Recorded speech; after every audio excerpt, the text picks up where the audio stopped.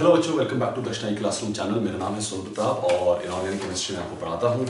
आज हम मिले हैं जेईई एडवांस 2020 का पेपर हुआ है, उसके इनऑर्गेनिक के सॉल्यूशन से रिलेटेड कि उसमें इनऑर्गेनिक जो क्वेश्चंस आए थे वो कैसे हुए थे। अप्रॉक्सीमेटली 10 क्वेश्चन है दोनों पेपरों को मिला के। दोनों पेपर का सॉल्यूशन अभी देखेंगे, इनऑर्गेनिक का एक ही वीडियो में देखेंगे, है ना। तो इनऑर्गेनिक के सॉल्यूशंस देखेंगे कि क्या क्वेश्चन पूछे गए, क्या डिफिकल्टी लेवल था, क्या हमसे हो सकता था, क्या हम लोगों ने गलतियां करी, ठीक है। उन सारी चीजों के बारे में आप लोग इसमें देखेंगे कि क्या क्या चीजें आप इसमें कर सकते हैं, ठीक है। तो शुरुआत करते हैं, ठीक है।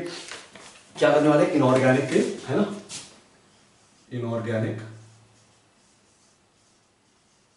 केमिस्ट्री, ठीक है। इनऑर्गेनिक केमिस्ट्री का जेईई एडवांस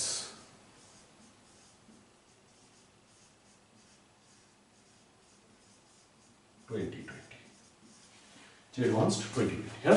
इसका हम सॉल्यूशंस देखेंगे, है। चलिए, क्वेश्चन नंबर, पहला क्वेश्चन पहले पेपर में question number, question paper one से शुरू कर रहे हैं। पेपर वन, ठीक है। Question number one, sorry question number two, question number 2 पूछा गया था कि which of the following liberates O2 upon hydrolysis. Hydrolysis करने पे कौन O2 लिबरेट करता है, हाइड्रोलिसिस पे कौन O2 लिबरेट करता है, विच वन लिबरेट्स O2, है ना। ये पूछा गया। सिंपल क्वेश्चन है बेटा। सिंपल क्वेश्चन इसलिए है कि हमने पढ़ा था कि जब सुपर ऑक्साइड का रिएक्शन होता है तो सुपर ऑक्साइड क्या करता है, डिस्प्रोपोर्शनेशन रिएक्शन दिखाता है, और डिस्प्रोपोर्शनेशन रिएक्शन दिखाने पे वो पर आता है पेरोक्साइड और O2, ठीक है ना। तो ये क्या दिखा रहा है, ये दिखा रहा है डिस्प्रोपोर्शनेशन रिएक्शन। कैसा रिएक्शन दिखा रहा है, डिस्प्रोपोर्शनेशन रिएक्शन। अगर डिस्प्रोपोर्शनेशन रिएक्शन दिखा रहा है और O2 यहां रिलीज हो गई, तो क्योंकि ये सिंगल करेक्ट है, सिंगल करेक्ट में एक ही आंसर सही होगा, तो आपका डायरेक्टली आंसर आ जाता है कि जहां पर सुपर ऑक्साइड होगा वहां पर आपको O2 गैस रिलीज करेगी हाइड्रोलिसिस करने पे, ठीक है। तो सिंपल सा रिएक्शन था कि KO2 का रिएक्शन था विद H2O, हाइड्रोलिसिस था। तो यहां पर क्योंकि डिस्प्रोपोर्शनेशन दिखाता है तो ये बनाएगा आपका O2 2- एंड O2। तो O2 गैस तो ऑलरेडी इवॉल्व हो गई, O2 2- H2O2 बन गया, साथ में KOH बन गया, है ना, ठीक है। हाइड्रोलिसिस का सिंपल फंडा मैंने आपको बता रखा है कि जब भी हाइड्रोलिसिस करो, क्या करो, जहां पर पॉजिटिव है उसकी तरफ OH भेजो और जहां पर नेगेटिव है उसकी तरफ H भेजो, ठीक है। तो क्योंकि K पॉजिटिव था तो H2O वाटर का नेगेटिव पार्ट OH- K की तरफ आया, और क्योंकि O2- नेगेटिव था तो इस पे H2 का positive part that is H+ इसकी तरफ आया, H2 2+। कहां से बना, O2 से। कहां से बना, O2 से, ठीक है ना। सिंपल क्वेश्चन, ज्यादा डिफिकल्ट क्वेश्चंस नहीं था। तो इसका आंसर था KO2। Option 2 was the right answer. Option 2 was the right answer, that is KO2। Option 2 was the right answer, that is KO2। चलिए 3, क्वेश्चन नंबर 3। क्वेश्चन नंबर 3 में पूछा गया था a colourless aqueous solution contains nitrates of 2 metals. Nitrates of 2 metals बोला गया था। क्या बोला गया था, X एंड Y, ठीक है। इनके नाइट्रेट्स हैं, क्या है, नाइट्रेट्स हैं। और कैसे नाइट्रेट्स हैं, colourless aqueous solution contains nitrates मिलता है, ठीक है। When it is added to NaCl, क्या बनता है, NaCl के साथ ऐड करते हैं तो क्या बनता है, व्हाइट प्रेसिपिटेट बनता है, व्हाइट PPT बनता है ना, व्हाइट PPT बनता है, ठीक है। This precipitate was found to be partially soluble in hot water. अब इसमें से कुछ प्रेसिपिटेट था वो पार्शियली सॉल्युबल था, पार्टली सॉल्युबल था इन हॉट वाटर। यहीं से आपको आंसर आ जाना चाहिए, यहां से आंसर आ जाना चाहिए, ठीक है। This precipitate was found to be partially soluble in hot water. The residue of P was in aqueous solution ammonia gives excess sodium thiosulphate, also in excess of sodium thiosulfate. The hot solution Q gave yellow precipitate with Ki। देखो मैं बोल रहा हूं सिर्फ यहीं से answer निकलेगा, ठीक है। देखो क्या पढ़ाया गया, इसका नाइट्रेट, इसका नाइट्रेट, तो कोई भी नाइट्रेट हो सकता है, चलो ठीक है। NaCl के साथ, अब देखो नाइट्रेट है तो X नाइट्रेट मान लेते हैं। अगर X नाइट्रेट है और वो NaCl के साथ रिएक्ट कर रहा है तो क्या होगा, ये भी सॉल्ट ये भी सॉल्ट, दोनों में होगा एक्सचेंज ऑफ कैटायन आयंस, तो क्या हो जाएगा, HCl बन जाएगा, है ना, क्या बन जाएगा, HCl। अब विच मींस व्हाइट प्रेसिपिटेट बन रहा है क्लोराइड आयंस का, व्हाइट प्रेसिपिटेट बन रहा है क्लोराइड के कंपाउंड का या क्लोराइड का, इससे क्या बन रहा है, व्हाइट प्रेसिपिटेट। और ये कब पॉसिबल है बेटा, ये चीज मैंने आपको पढ़ाई है, ये कब पॉसिबल है, ये 3 ही ऐसे क्लोराइड हैं जिनका प्रेसिपिटेट बनता है। वो कौन कौन से हैं, सिल्वर, लेड और Hg। यही 3 ऐसे प्रेसिपिटेट्स हैं, जैसे 3 आयंस हैं जिनका क्लोराइड से क्या बनता है, प्रेसिपिटेट, है ना, यही 3 है।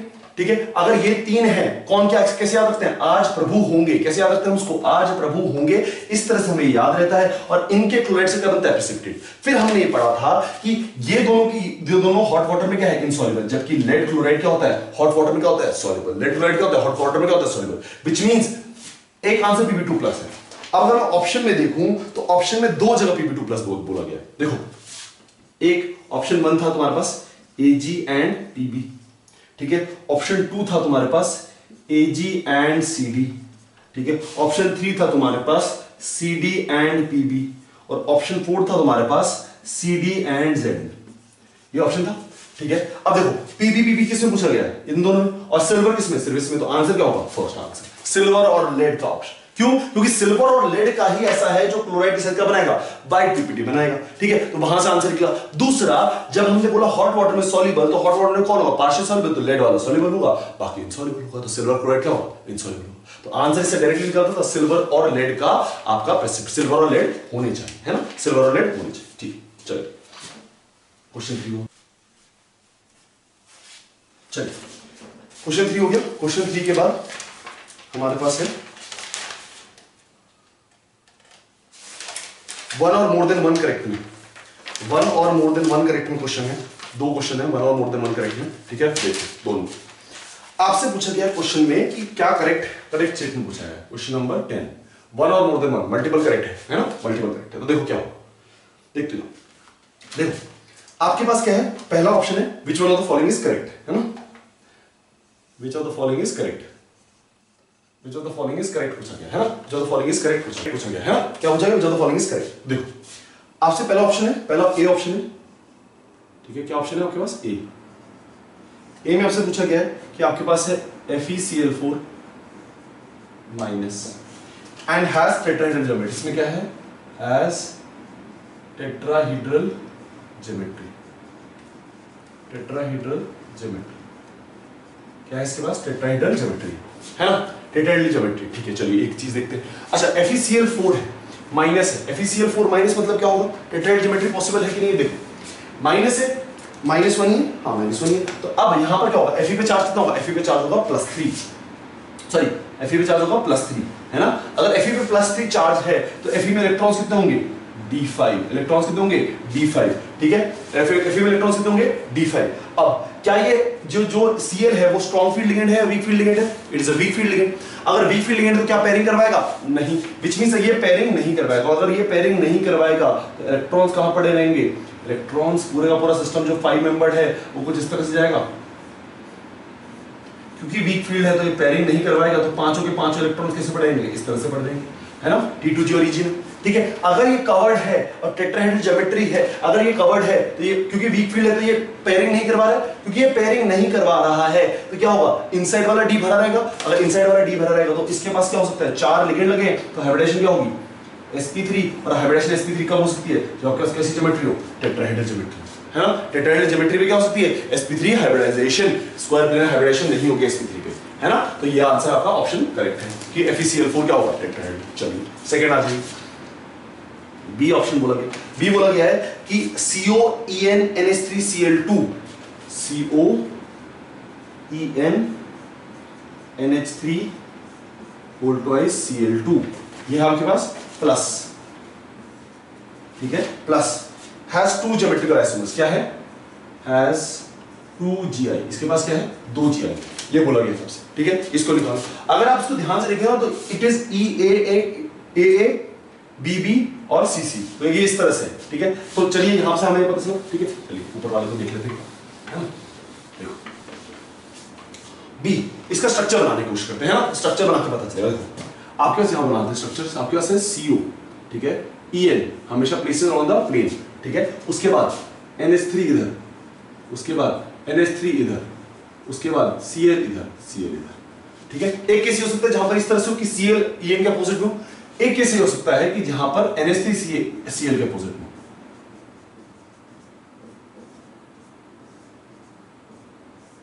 ये केस हो सकता है ना, 2 केस हो सकते हैं, एक ये वाला केस हो सकता है, एक वाला केस हो सकता है। तीसरा केस क्या हो सकता है कि यहां पर NH3 है, यहां पर एक Cl हो जाए, तो क्या तीसरा केस हो सकता है, तीसरा केस हो सकता है, देखो NH3 के अपोजिट में Cl, यहां पर Cl, यहां पर NH3। यही केस हो सकते हैं तीन, ये तीन केस हो सकते हैं, तो विच मींस इसमें तीन ज्योमेट्रिकल आइसोमर्स होंगे, लेकिन इसने आंसर क्या लिखा है? दो। तो ये क्या हो जाता है? ये क्या हो जाता है? चलिए नेक्स्ट पूछा है FeCl4 has higher spin only magnetic moment than जो अब कंपाउंड है ना, इससे हायर स्पिन। तो देख लेते हैं, अगर आप देखो तो FeCl में क्या है? 5 है, तो FeCl 5 अनपेड हमने देख ली, which means 5.9 degree magnetic moment होगा, लेकिन Cu का हमें पता नहीं, तो Cu का देख लेते हैं। देखो CO En NH3 whole twice Cl2 2 plus है ना, ये आपके पास ठीक है, ठीक है, आपके पास ये आएगा। ठीक है, अब यहां से आपको निकालना है। अगर आप देखें तो इसमें चार्ज कितना है? इसमें चार्ज है, CO पे चार्ज है 3 प्लस। CO पे चार्ज कितना है? 3 प्लस है। अगर CO पे 3 प्लस चार्ज है तो CO के इलेक्ट्रॉन्स कितने होंगे? 6 इलेक्ट्रॉन्स होंगे, राइट। और यहां पर क्या है? स्ट्रॉन्ग फील्ड लिगेंड्स है। स्ट्रॉन्ग फील्ड लिगेंड्स लोग क्या करेंगे? पेयरिंग करवाएंगे। तो CO में एक तो +3 चार्ज है तो कितना होगा? D6 होगा, D6 होगा। और उसके बाद आपने क्या लगा दिया? स्ट्रॉन्ग फील्ड के अंदर पेयरिंग हो जाएगी। जब पेयरिंग हो जाएगी तो क्या हो जाएगा? अगर D6 पेयरिंग नहीं भी करता, मान लेते पेयरिंग नहीं करता, अगर तुम लोगों ने एग्जामिनेशन में ये सोच लिया कि पेयरिंग नहीं करेगा, तो भी D6 इस तरह से रहेगा, तब भी कम रहता है, तब भी क्या रहता है? कम रहता है। ठीक है, क्योंकि इसमें 5 अनपेड है, इसमें 5 अनपेड नहीं है। ठीक है, तो तब भी इसका ज्यादा रहेगा, उसका कम रहेगा। लेकिन मान लेते हैं आपने मतलब, और क्योंकि अब तो यहाँ पर स्ट्रॉन्ग फील्ड तो पेयरिंग होगी, तो जब पेयरिंग होगी तो इलेक्ट्रॉन्स यहाँ शिफ्ट करके इस साइड आएंगे, और अगर इलेक्ट्रॉन यहाँ शिफ्ट करके आएंगे तो भी कम है। तो ऑटोमेटिकली आप किसी भी तरीके से सोचेंगे वो हमेशा कम ही आ रहा था। ये तो बहुत ही आसान सी चीज हो गई कि आपको बस ये देखना था कि इसमें कितने अनपेड है, 5 है, इसमें अनपेड कितने, 4 है। पेयरिंग हो ना हो उससे ज्यादा फर्क पड़ नहीं रहा है। क्यों? क्योंकि 4 पे भी इससे कम है। लेकिन अगर आप जनरल सेंस में जाएं, अगर आप सही सेंस में जाएं, तो यहां पर स्ट्रॉन्ग फील्ड लिगेंड है, और स्ट्रॉन्ग फील्ड लिगेंड क्या करेगा? पेयरिंग करवाएगा, और इसकी कम हो जाएगी। तो क्या हो जाएगा? सी था आपका, सी ऑप्शन आपका करेक्ट हो गया। सी ऑप्शन कहता था कि आपके पास जो FeCl4 माइनस है has higher spin only magnetic moment than COEN। बिल्कुल सही बात है ना। तो FeCl4 का स्पिन मैग्नेटिक मोमेंट क्या है? ज्यादा है देन इस कंपाउंड। ठीक है, लास्ट कोबाल्ट आयन इन इतना है। ओके, तो कोबाल्ट आयन में क्या है? कोबाल्ट आयन का हाइब्रिडेशन, मतलब यहां पर जो कोबाल्ट आयन है मेरे पास, उसकी हाइब्रिडेशन ये बोल रहा है sp3d2 है। उसकी हाइब्रिडेशन ये बोल रहा है sp3d2। ठीक है, ऐसा क्यों है? अब देखो सिंपल चीज, ऐसा मतलब ये सही है कि गलत है? ठीक है, ऑप्शन डी है,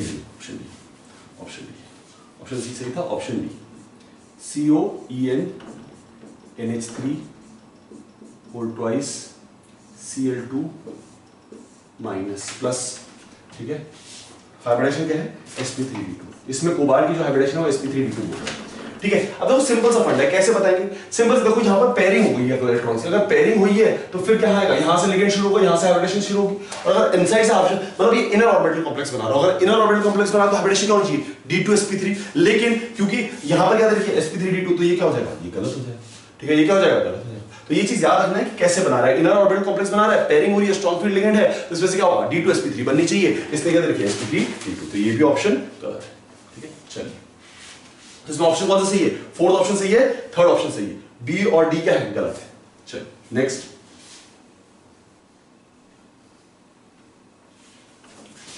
क्वेश्चन नंबर 11। क्वेश्चन नंबर 11 को डिस्कस कर लेते हैं, है ना।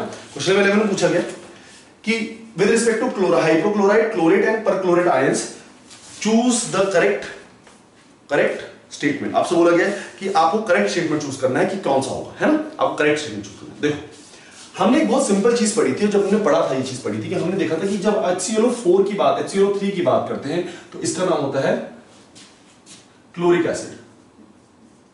इसका नाम होता है क्लोरिक एसिड, है ना। ठीक है, अच्छा नेक्स्ट HClO पे जाएंगे तो इसका नाम होगा, HClO2 पे जाएंगे तो इसका नाम होगा क्लोरस एसिड। इसका नाम होगा क्लोरस एसिड, ठीक है ना। और फिर हम HClO पे जाएंगे तो इसका नाम होगा हाइपोक्लोरस एसिड। क्या नाम होगा? हाइपोक्लोरस।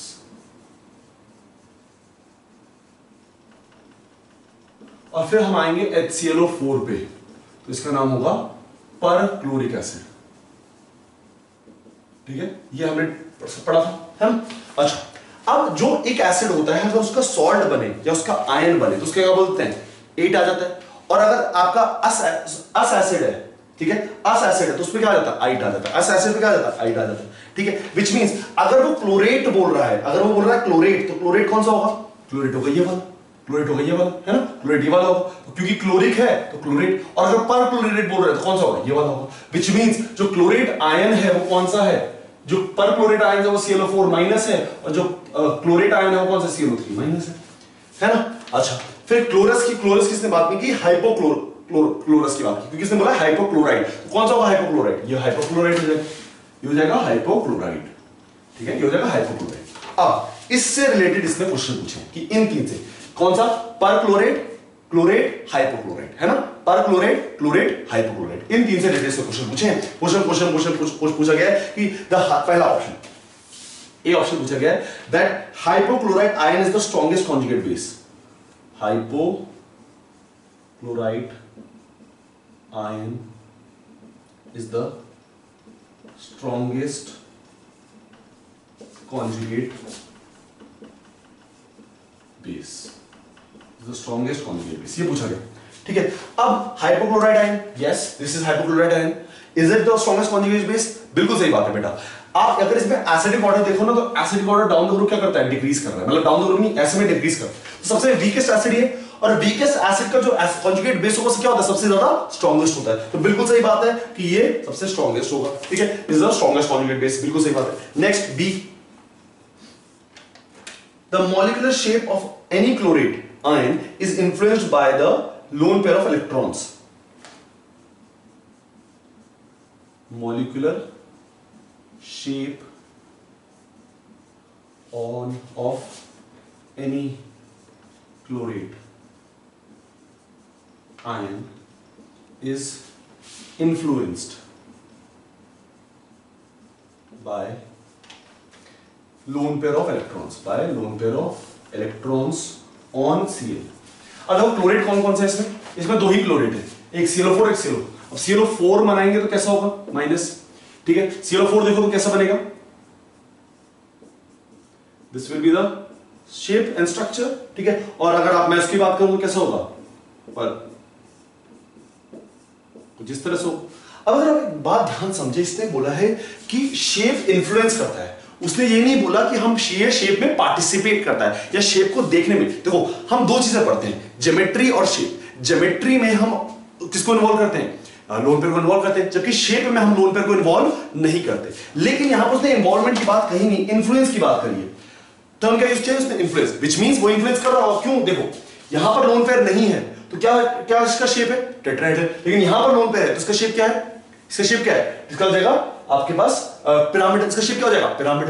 तो यहां पर तो शेप हो गया टेट्राहेड्रल, यहां पर शेप हो गया पिरामिडल। डिफरेंस क्या है दोनों में, दोनों में डिफरेंस है कि इसमें लोन पेयर, इसमें लोन पेयर नहीं है। तो इन्फ्लुएंस जरूर करता है, इन्फ्लुएंस जरूर करता है, पार्टिसिपेट नहीं करता शेप में। When we are taking shape तो हम शेप में लोन पेयर को छुपा देते हैं, लेकिन उसमें इन्फ्लुएंस का रीजन जरूर होता है। क्यों, क्योंकि अगर ये नहीं होता तो टेट्राहेड्रल ये क्या बन सकता था, स्क्वायर पिरामिड, प्लेनर बन सकता। अगर लोन पेयर नहीं होता तो स्क्वायर प्लेनर बनता ना, ये सॉरी ट्रायंगल प्लेनर बनता ना, कि अगर यहां पर नहीं होता तो कैसे बनता है, कुछ इस तरह से बनता है। अगर लोन पेयर नहीं होता तो कुछ इस तरह से स्ट्रक्चर बनता है इसका, ये कॉन्जुगेशन में जाता और इक्विवेलेंट बढ़ जाता, तो यह क्या बनता, ट्रायंगुलर प्लेनर बनता या ट्रायंगुलर प्लेनर बनता, ठीक है। लेकिन क्योंकि यहां पर क्या है, यहां पर लोन पेयर का इन्वॉल्वमेंट है, इसलिए ट्रायंगुलर प्लेनर या ट्रायंगुलर प्लेनर नहीं बनता है। ये क्या बनता है, ये बनता है पिरामिडल। क्या बनता है, पिरामिडल। तो इन्फ्लुएंस जरूर करता है, बिल्कुल सही बात है, इन्फ्लुएंस जरूर करता है, ठीक है। तो इन्फ्लुएंस में हम इसमें लिखेंगे, ठीक है। नेक्स्ट, इन्फ्लुएंस जरूर करता है।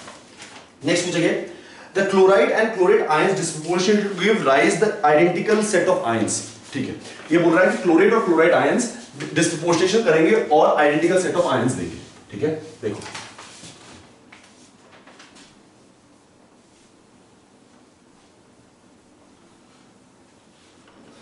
सी, ऑप्शन सी, ऑप्शन सी बोल रहा है कि क्या है, hypochloride, hypochloride and chlorate and chloride ion disproportionates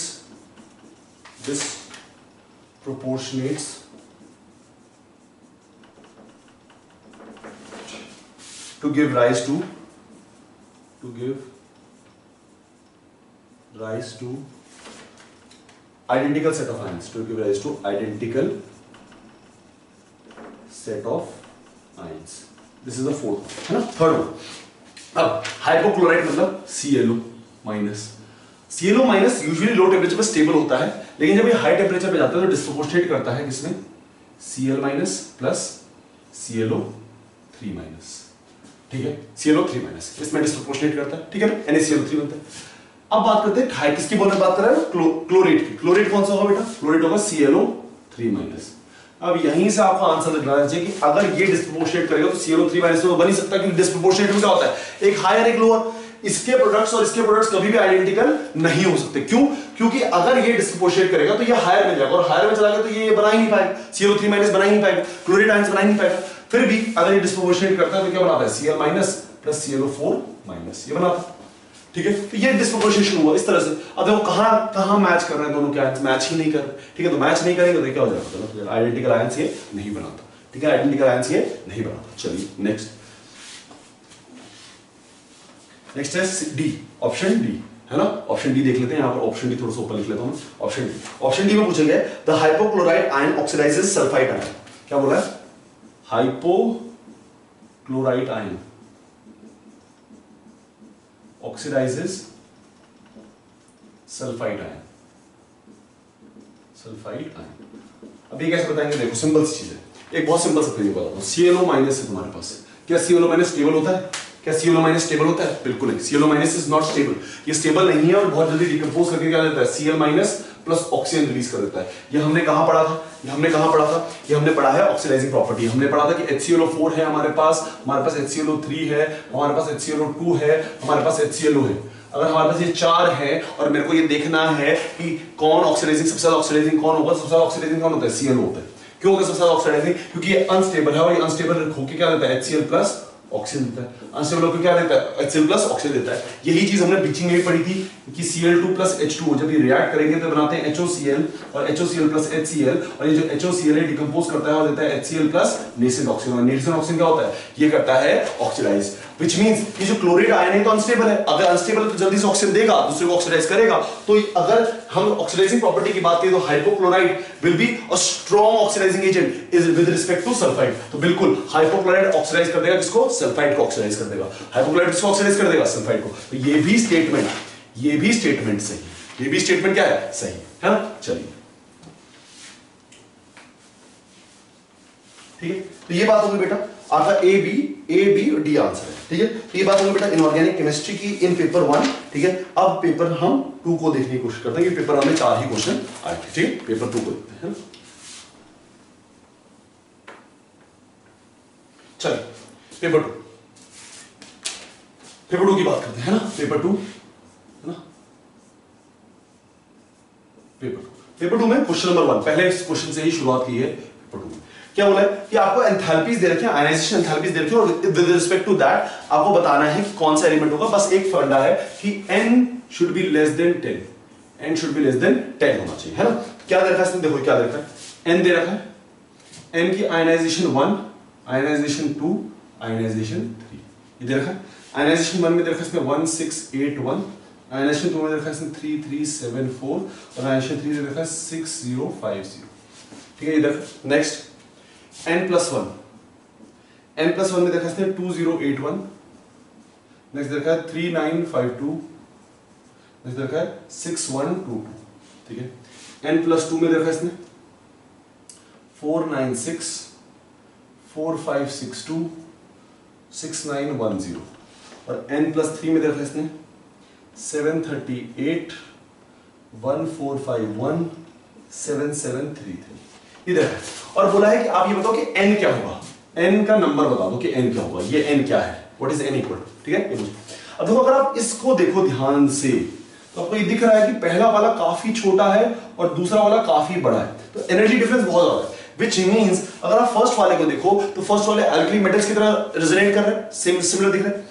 तो हमें कैसे कंफर्म होगा, हम n+3 देख लेते हैं। n+3 देखो, फर्स्ट वाला कम, सेकंड वाला कम, बट थर्ड वाला बहुत ज्यादा। ये कब होता है, जब आपका क्या हो, एल्कली अर्थ मेटल्स हो। Which means ये मैं बोल सकता हूं कि this is alkali metal, this is alkali earth metal.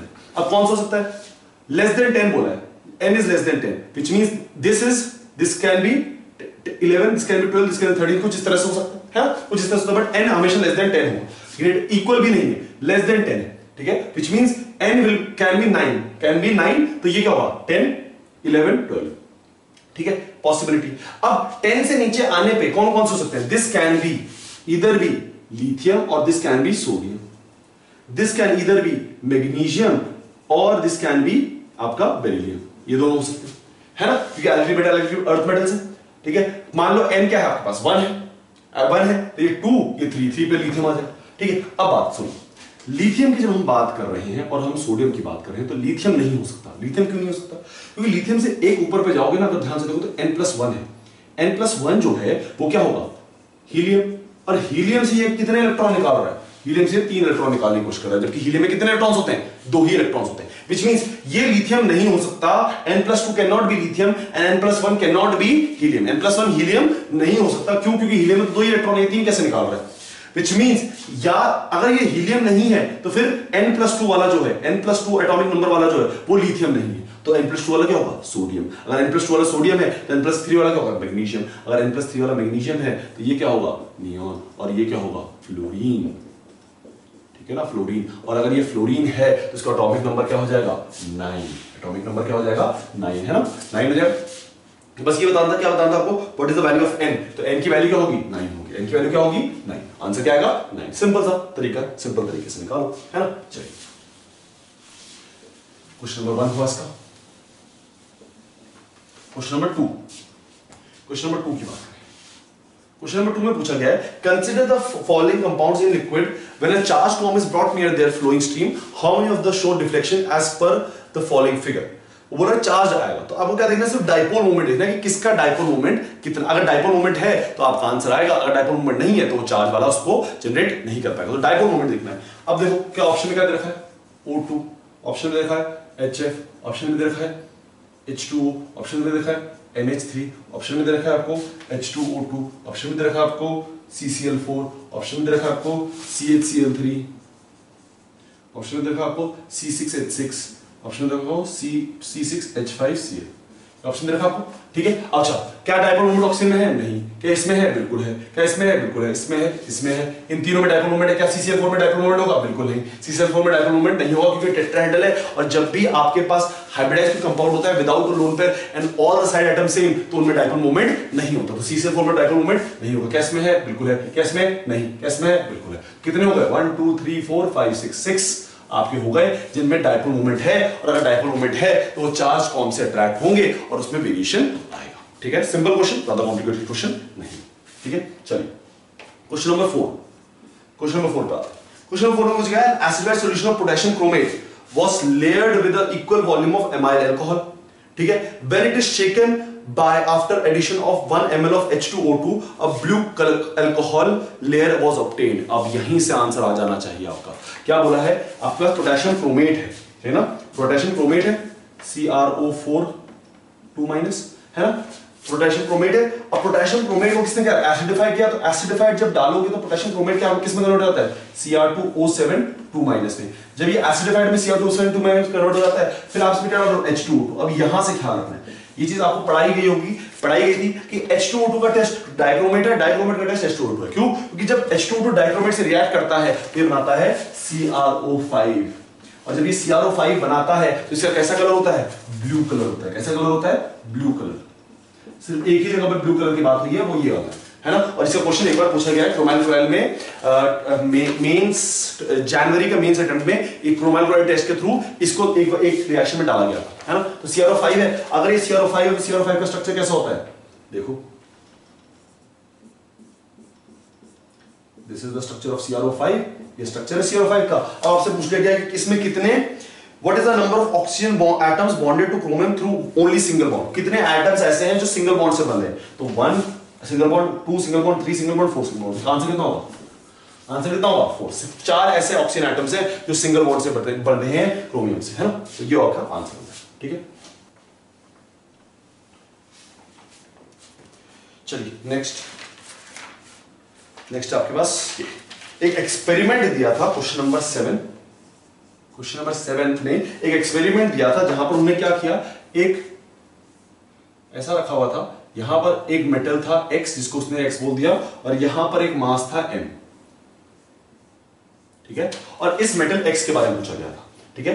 अब जब इसको वो कभी अगर मैग्नेटिक फील्ड में रखते तो कभी ये ऊपर जाता, अगर एक्स की वैल्यू बताई थी, बट ये कभी ऊपर जा रहा था कभी नीचे जा सकता था, दोनों चीजें हो रही थी, ठीक है ना। क्या हो रहा था, दोनों चीजें हो रही थी कि ये ऊपर भी जा रहा था और नीचे भी आ रहा था, ठीक है। कब कब आ रहा था उसके बारे में बात करेंगे। तो फिर अपवर्ड मूवमेंट भी होता है, डाउनवर्ड मूवमेंट भी होता है। तो पहला चीज इसने पूछा है, ए इसने पूछा है, क्वेश्चन में दिया है कि which of the following statement is correct, correct बोला गया, ठीक है। इसने बोला है कि x if x is H2O, if x is H2O, deflection of pan, ये जो पैन है, डिफ्लेक्शन ऑफ पैन, ये जो x है ये एक पैन में रखा गया, एक पैन में रखा गया, तो deflection of pan, deflection of pan is upwards, ऊपर की तरफ मूव करेगा, ठीक है। Deflection of pan is upwards. अब देखो यहां कैसे सोचना था, अगर पैन का मूवमेंट अपवर्ड्स है ना तो वो अट्रैक्ट नहीं हो रहा, वो मैग्नेटिक फील्ड में अट्रैक्ट नहीं हो रहा, विच मींस वो मैग्नेटिक फील्ड को क्या कर रहा है, रिपेल कर रहा है, तो बाहर की तरफ निकल रहा है। विच मींस यहां पर आपको दो चीजें देखनी है, आपको देखना कोई डायमैग्नेटिक है कि नहीं है, और आपको देखना कोई पैरामैग्नेटिक है कि नहीं है। अगर पैरामैग्नेटिक है तो पैरामैग्नेटिक को मैग्नेटिक फील्ड क्या करेगी, अट्रैक्ट करेगी, विच मींस वो नीचे की तरफ जाएगा, डाउनवर्ड मूवमेंट होगा, विच मींस इसमें कैसा मूवमेंट है, पैरामैग्नेटिक में डाउनवर्ड, और डायमैग्नेटिक में क्या है, रिपेल कर रही है, तो उसका मूवमेंट कैसा होता है, अपवर्ड मूवमेंट, इसका मूवमेंट कैसा होता है, अपवर्ड, ठीक है। तो यहां पर if x is H2O, deflection of pan is upwards, तो H2 क्या है, H2 इज आपको पता है H2 डायमैग्नेटिक है, अगर डायमैग्नेटिक है तो अपवर्ड मूवमेंट होना चाहिए, तो अपवर्ड मूवमेंट हो रहा है, ठीक है। चलिए बी, नेक्स्ट पूछा, बोला गया है कि K4 FeCN6, K4 अगर x, if x is K4 FeCN6, ये बोला गया है K4 FeCN6, deflection of pan is upwards, deflection of pan is upwards, deflection of pan is upwards, ये दिया गया है, डिफ्लेक्शन क्या पैन का, अपवर्ड्स, बिल्कुल सही बात है। अगर Fe देखोगे तो Fe यहां पर डायमैग्नेटिक है, कैसे पता चला मेरे को, देखो K4 है, विच मींस यहां पर पॉजिटिव 4 होगा, अगर पॉजिटिव 4 है, सॉरी नेगेटिव 4 होगा, नेगेटिव 4 है तो नेगेटिव 4 होने की वजह से Fe पे चार्ज कितना है, 2+, अगर Fe पे 2+ है तो Fe में इलेक्ट्रॉन्स कितने होंगे, D6, अगर Fe में D6 है, Cn स्ट्रॉन्ग फील्ड है, तो सबको पेयर करा के रखेगा, विच मींस इसका कुछ इस तरह से बन जाएगा, देखो सारे के सारे क्या होंगे, पेयर्ड होंगे, और अगर सारे के सारे पेयर्ड हैं तो क्या हो जाएगा, ये क्या हो जाएगा, डायमैग्नेटिक, तो डायमैग्नेटिक है तो इसका मूवमेंट क्या होगा, अपवर्ड्स होगा, तो बिल्कुल सही, ये भी सही, ये भी सही, दोनों ही सही। सी पे आ जाओ, सी में आपको बोला गया है कि इफ x इज O2, अब ये तो खुद बता दें, x इज O2, O2 क्या होता है, O2 इज पैरामैग्नेटिक, O2 क्या होता है, पैरामैग्नेटिक, अगर O2 पैरामैग्नेटिक है उसका मूवमेंट कहां होगा, डाउनवर्ड्स, तो ऑप्शन में क्या देखा है, द पैन मूव्स डाउनवर्ड्स, ठीक है, डाउनवर्ड्स, ठीक है, पैन मूव्स डाउनवर्ड्स, ये ऑप्शन में दे रखा है, तो बिल्कुल सही बात है, ये भी सही है, O2 क्योंकि पैरामैग्नेटिक है और डाउनवर्ड मूवमेंट करेगा। फिर आता है ऑप्शन डी, ऑप्शन डी में क्या बोला है, if x is C6H2, if x is C6H6 liquid, ये है आपके पास, तो बोले कहां मूवमेंट करेगा, अब इसने बोला है कि डाउनवर्ड मूवमेंट करेगा, क्या बोलेगा, डाउनवर्ड, लेकिन आप लोगों को ये पता है कि C6H6 इज डायमैग्नेटिक, अगर ये डायमैग्नेटिक है उसको कहां मूवमेंट करना चाहिए, अपवर्ड मूवमेंट करना चाहिए, तो विच मींस ये डाउनवर्ड मूवमेंट नहीं करेगा, अपवर्ड मूवमेंट करेगा, अपवर्ड मूवमेंट करेगा तो क्या होगा, ये भी गलत हो जाएगा, ये गलत हो जाएगा, तो आंसर क्या हो जाएगा, ए बी सी। बस इसमें आपको ये देखना था कि डायमैग्नेटिक है, पैरामैग्नेटिक, अगर डायमैग्नेटिक तो अपवर्ड मूवमेंट क्योंकि क्या कर रहा है, डिफ्लेक्ट कर रहा है, और पैरामैग्नेटिक डाउनवर्ड मूवमेंट क्योंकि ये अट्रैक्ट कर रहा है, दैट्स इट, ठीक है।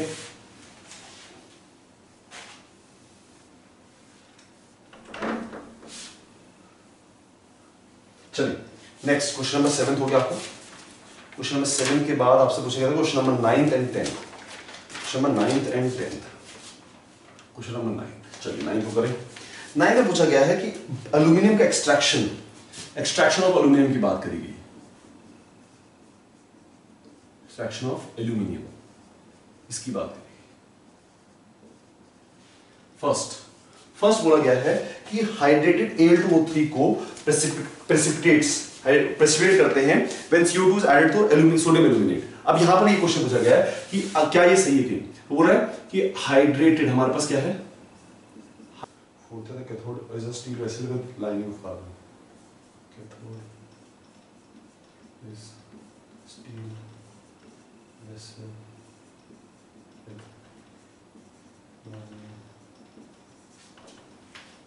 ऑफ कार्बन, चलिए ये आपको दिया गया है और इसमें से पूछेगा कि आपको बताना है विच वन इज करेक्ट। ठीक है, पहला बोला hydrated aluminium Al2O3 when sodium aluminate. अभी कौन सा मेथड है? ये मेथड है बेटा आपका बेयर्स मेथड। ये कौन सा मेथड है आपका? ये मेथड आपका बेयर्स मेथड। कौन सा मेथड है? Baeyer's method. ठीक है ना, बेयर्स मेथड में ये रिएक्शन करते हैं हम। ये पहले हम इसको NaOH पे डालते हैं, NaOH से इसका सोडियम एल्यूमिनेट बनाते हैं, फिर एसिडिक करते हैं। तो क्या कैसे करते हैं देखो,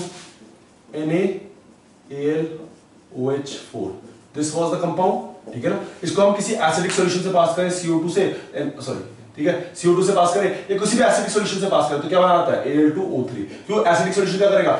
एसिडिक सॉल्यूशन क्या करेगा? इसमें से बेस को हटा देगा। ये सॉल्ट है, ये NaOH और AlOH खोलता है, इसकी सॉल्ट है। तो क्या करेगा?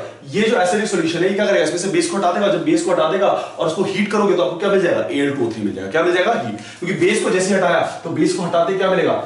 NaOH plus AlOH whole thrice. अब जब AlOH होल थ्राइस को आपने हीट किया तो आपको क्या मिल गया? Al2O3। तो आपको यहां पर बेस या कोई मतलब यहां पर कोई एसिड यूज करना था। आपको एसिड क्या करता है? बेस को हटा देता है। क्योंकि सॉल्ट में दो पार्ट होते हैं, एक एसिडिक पार्ट है, एक बेसिक पार्ट। तो अगर आपने कोई और बेस यूज किया, जैसे कोई एसिड यूज किया, तो एसिड क्या हटा देगा?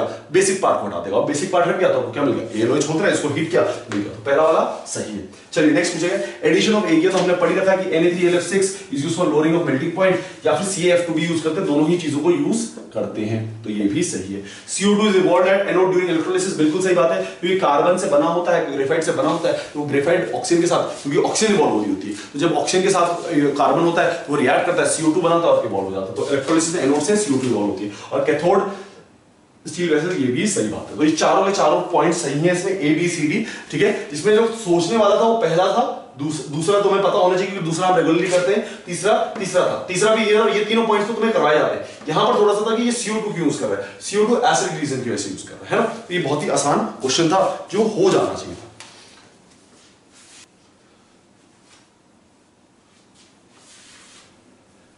Last question, question number 10।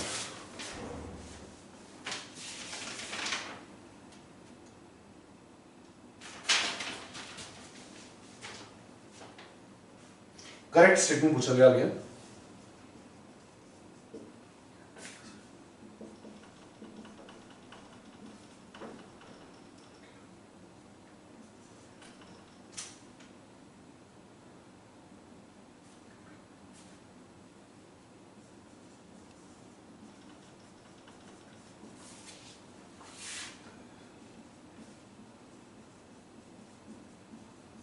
ठीक है, ये क्वेश्चन चार ऑप्शन दिए गए थे, बोला था करेक्ट कौन सा है। देखो अब देखते जाओ, पहला वाला देखो Sn is a reducing agent. अब Sn कौन सी ऑक्सीडेशन स्टेट में? +2। इसकी स्टेबल ऑक्सीडेशन कौन सी होती है? +4। अगर +4 ज्यादा स्टेबल है और +2 कम स्टेबल है तो ये +4 में जाना जाएगा, व्हिच मींस खुद को क्या करेगा? ऑक्सीडाइज, दूसरे वाले को क्या करेगा? रिड्यूस। तो बिल्कुल SnCl2 is a reducing agent. Next SnO2 reacts with KOH। अब SnO2 इज एम्फोटेरिक। SnO2 क्या है? एम्फोटेरिक है। अगर SnO2 एम्फोटेरिक और KOH बेस है तो base reacts with amphoteric to give ये। अब देखो ये कौन सी ऑक्सीडेशन स्टेट है? +4 ऑक्सीडेशन स्टेट, तो उसी ऑक्सीडेशन स्टेट का बनेगा SnOH6। अब देखो यहां पर भी +4 ऑक्सीडेशन स्टेट। ये बेस है, ये सॉल्ट है, सॉरी ये एसिड है, ये बेस है, एसिड और बेस रिएक्ट करके क्या बनाएंगे? सॉल्ट बनाएंगे। सॉल्ट उन्होंने बना दिया, इस तरह से सॉल्ट बना सकते हैं। ये एसिडिक एम्फोटेरिक है, मतलब बेसिकली ये एम्फोटेरिक है, ये बेस है। एम्फोटेरिक और बेस क्या बनाते हैं? सॉल्ट। क्योंकि ये बेस है तो ये इसको एक्ट कराता है एज एन एसिड, ये एसिड की तरह बिहेव करेगा तो सॉल्ट बनाता है। तो बिल्कुल सही बात है, ये भी सही होगा। As a solution PbCl2 HCl contains this ions. बेटा यहां ये गलत हो जाएगा, स्टेटमेंट क्यों गलत हो जाएगा? क्योंकि यहां पर ना ये बना देगा PbCl4 2 माइनस, PbCl4 2 माइनस बना देगा, which means ये उस फॉर्म में रहेगा। तो अगर ये PbCl2 4 माइनस की फॉर्म में है तो ये आयंस उस सॉल्यूशन में प्रेजेंट नहीं रहेंगे। नेक्स्ट रिएक्शन ऑफ H3, क्योंकि यहां पर रिएक्शन हो रहा है, पानी में होता तो ये क्या करता? ब्रेक डाउन करके आपको दे देता Pb+2, लेकिन ये क्योंकि HCl में, तो HCl में PbCl4 2 माइनस लगाएगा।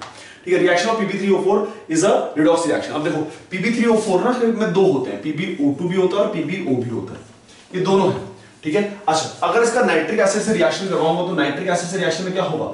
Nitric acid act oxidising agent, तो वो इसको तो ऑक्सीडाइज कर नहीं रहेगा क्योंकि +4 ऑलरेडी हाईएस्ट ऑक्सीडेशन स्टेट में, बस इसको ऑक्सीडाइज कर देगा और क्या बना देगा? PbO2, which means ओवरऑल क्या मिलेगा हमें? PbO2 मिलेगा। अब यहां पर कहीं भी रिडॉक्स रिएक्शन नहीं है, क्यों? क्योंकि कहीं भी रिडक्शन और ऑक्सीडेशन नहीं हो रहा है। ठीक है, ऐसा नहीं हो रहा है कि यहां से यहां जाने पर इसका रिडक्शन हो रहा है, दूसरा का ऑक्सीडेशन हो रहा है। ठीक है, तो this is not redox reaction. ठीक है, तो ये रिडॉक्स रिएक्शन नहीं होगा, रिडॉक्स नहीं होगा तो क्या हो जाएगा?